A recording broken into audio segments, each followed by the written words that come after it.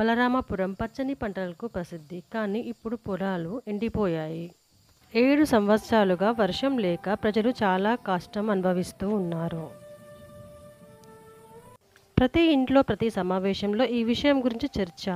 బండరాయి గురించి చెప్పుకునే కథలు. వాన లేకపోవడానికి కారణం ఈ రాయిలో దాగి ఉన్న శక్తి అని గట్టిగా నమ్మేవారు. శతాబ్దాల క్రితం వాన దేవతను అవమానించిన ఒక రాజు శాపానికి గురైనాడు. వర్షదేవత తన దివ్యశక్తితో వానను రాయిలో బంధించింది అని చెప్తూ ఉన్నారు. ప్రతి ఉదయం ఆదిత్య అనే చిన్న పాప యొక్క తల్లి రాయి ముందు దీపం వెలిగిస్తూ ఉండేది. వాన కోసం ఆమె కళ్ళల్లో ఎప్పుడూ ఒక చిన్న నమ్మకం ఉండేది, వాన వస్తుంది అని. ఒకరోజు ఆమె అనారోగ్యంతో కింద పడిపోయింది. గ్రామం మొత్తం నీటి కోసం విలువలాడింది. తాగడానికి చుక్క నీరు కూడా దొరకని పరిస్థితి. ఆదిత్యకి తల్లి చెప్పిన పాటలు, కథలు మనసులో మెదిలాయి. ఆ పాటల్లో వానను పిలిచే ఒక రహస్యమైన రాగం ఉందని తను గుర్తు చేసుకుంది. ఆమె ఒంటరిగా బండరాయి దగ్గరకు వచ్చింది. గ్రామం మొత్తం మౌనంగా, భయంగా చూస్తున్నారు.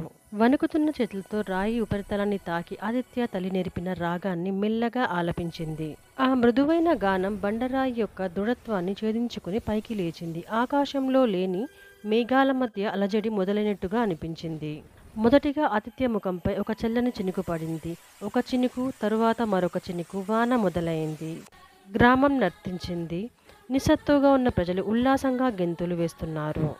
వాన కురిసింది, కానీ రాయి మాత్రం పగలలేదు. వానదేవుడి శాపం తొలగిన ఆ బండరాయి మాత్రం అక్కడే గంభీరంగా ఉండిపోయింది. బండరాయి నుంచి ఒక స్వరం వినిపించింది. అది శాపం యొక్క అర్థం వానకు భౌతిక తాళం కాదు, కేవలం హృదయం యొక్క నిజమైన స్వరం అవసరం అని చెప్పింది. ఆదిత్య నవ్వింది. రాయిలో వాన కాదు, మనం బంధించుకున్న నమ్మకం ఉంది.